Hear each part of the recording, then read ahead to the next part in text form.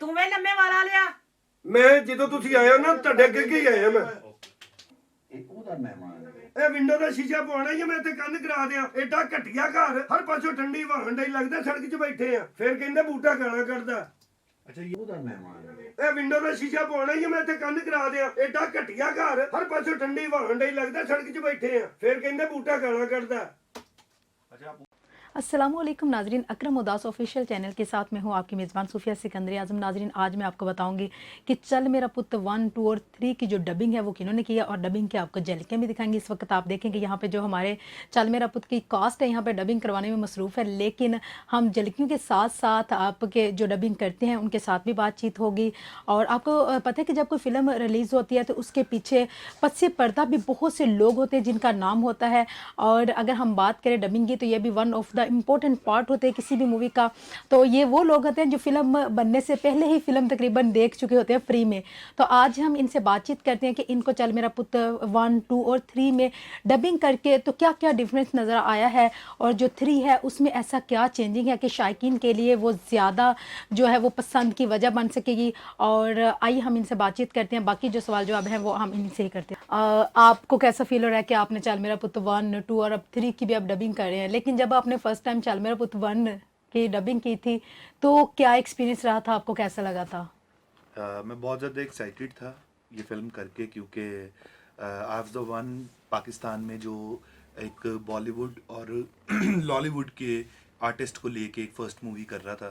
बहुत ज़्यादा एक्साइटेड था और बहुत ज़्यादा अपने आप में मैं खुश था, जिसके लिए मैं अपने रब की ज़ात का शुक्र अदा करता हूँ। तो आपको ये अंदाज़ा था कि ये मूवी इतनी ज़्यादा हिट होगी? बेशक था, क्योंकि जब मैंने फ़र्स्ट टाइम इसकी फुटेज देखी थी तो वो फुटेज देख के मुझे आइडिया हो रहा था कि ये मूवी जो है ना पाकिस्तान, इंडिया और ऑल ओवर द वर्ल्ड ये एक तहलका मचाएगी।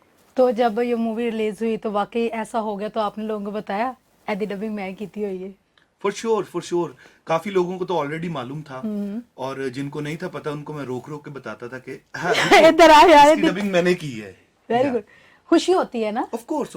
तो जब आपने चल मेरा पुत 1 तो इतनी ज़्यादा कामयाब मूवी रही, जब 2 की आपने डबिंग की तो आपको क्या फ़र्क लगा 1 और 2 में? क्या सिचुएशन थी कि क्या फ़र्क आपको महसूस हुआ उसमें?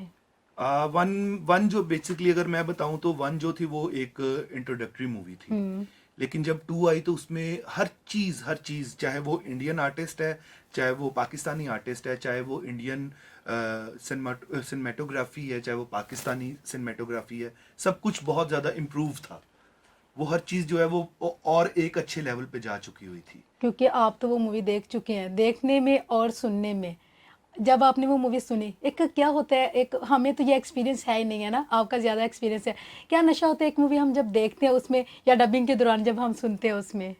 ट्रूली अगर मैं बताऊं ना तो मैं ये फिल्म देख के इतना जिसको कहते हैं ना कि वो सॉर्ट ऑफ जिसको क्या कहते हैं कि मैं अगर 10 दफ़ा एक सीन देख लेता हूँ ना, तो जब मे बी कभी अगर मैं फाइनली वो सीन देखूँ ना तो शायद मेरी वो एक्साइटमेंट नहीं होगी जो पब्लिक की होगी। लेकिन मैं एक चीज़ ये कहूँगा कि पब्लिक एक्साइटमेंट इसमें जो है ना एक्सट्रीम ज़्यादा होती है, क्योंकि इसके अंदर जो पंचेज हैं, जो पाकिस्तानी और इंडियन आर्टिस्ट का एक मेलजोल उन्होंने बनाया है, वो बहुत ही ज़बरदस्त है। तो अब आप चल मेरा पुत 3 है उसकी डबिंग कर रहे हैं, बहुत जल्द ये भी आ रही है, तो क्या कहेंगे? चल मेरा पुत अगर 3 के बारे में मैं बात करूँ ना तो ये इतनी को आउट क्लास है कि मैं इसके बारे में not a single scene reveal करना चाहूँगा, क्योंकि ये मैं चाहता हूँ कि लोग पहले 2 देखें, उसके बाद जब ये 3 की तरफ आए ना तो इनकी सोच, इनका मेयार और इनका देखने का प्रोस्पेक्टिव जो है ना वो टोटली चेंज हो जाएगा।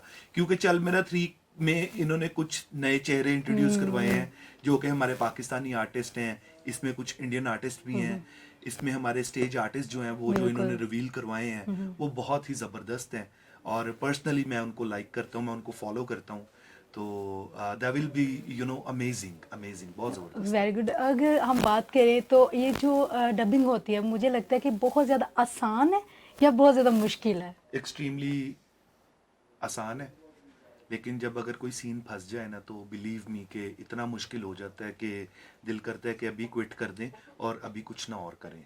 मुश्किल होता है, नो डाउट मुश्किल होता है। क्यों? उसका रीज़न है कि जब आप सेट पे हो, एक फील आप दे रहे हो, उस फील को आपने स्टूडियो में आके जस्ट सिंगल पर्सन के सामने सेम फील को दोबारा से आपने कंटिन्यू रखना है, तो उस लिहाज से अगर मैं देखूं तो मुश्किल है। इन तीनों मूवीज में कोई ऐसा सीन या कोई ऐसी पर्सनैलिटी जिसकी डबिंग में आपको बहुत ज्यादा मसला दरपेश हो? देखो ये आप मेरे से ना पूछो, फिर ना कहना बूटा गाला नहीं, जब अच्छा इट्स मीन कि इनके आपको ज्यादा प्रॉब्लम आई है। या आप समझ गए, क्योंकि इस जुमले को कंटिन्यू रखने के लिए ना हमने पता नहीं कितनी कितनी टेक्स की हैं। क्यों? फिर के अंदर बूटा गाला गाला कर कट इस दे। पे बहुत ज्यादा मेहनत हुई है। मेहनत इस सिलसिले में हुई है क्योंकि अगर एक सीन में ये जुमला बेस्ट आ गया तो मेरी कोशिश ये थी कि मैं उससे अकरम भाई को लेके अगले जुमले में भी उतना ही उसको एक्साइटेड रखूं कि सुनने वालों को ये लगे कि और देखने वालों को ये लगे कि नो, इस जुमले में भी उतनी ही पावर है। उससे भी कहीं ज्यादा Of course, होती है। यही कोशिश होती है। तो आपकी डबिंग में ये जो होता है पिच का वर्ड यूज करते हैं, मुझे नहीं पता इसका क्या मतलब है, क्या ये थीम होती है इसका? आपको पिच का वर्ड बताया किसने है?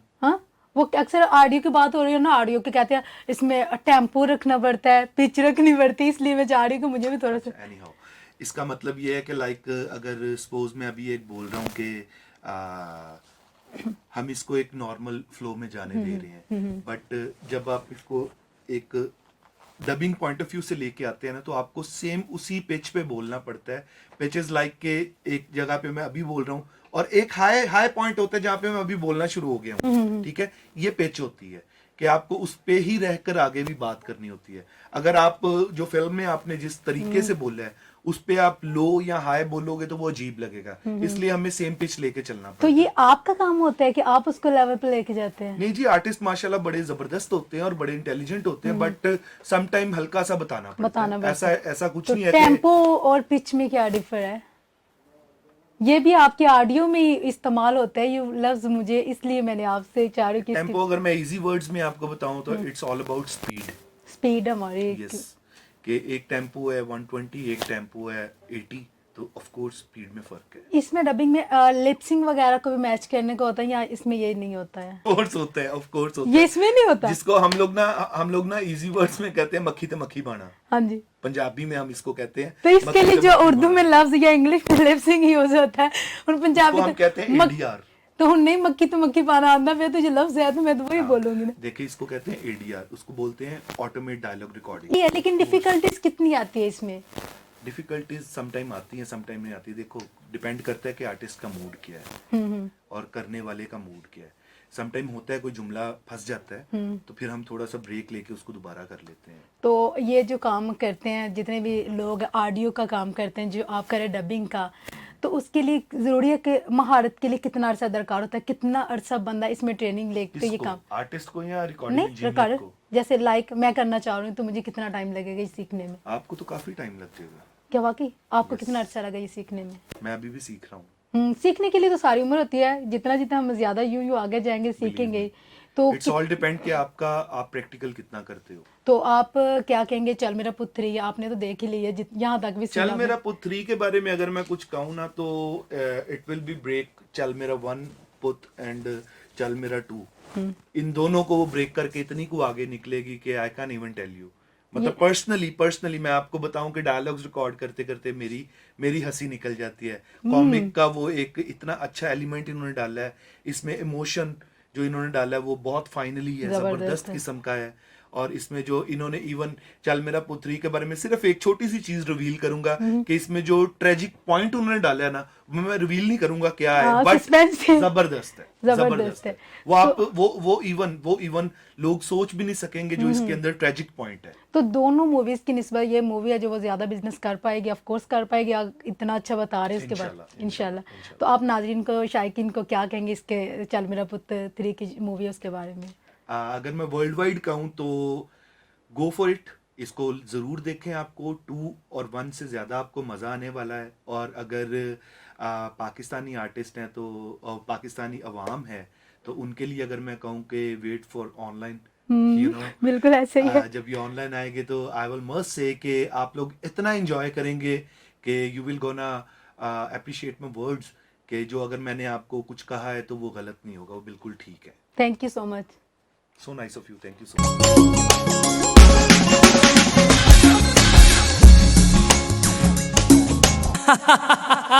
Welcome to Bhutta House. Welcome to Bhuta House. Welcome to Bhuta House. Welcome to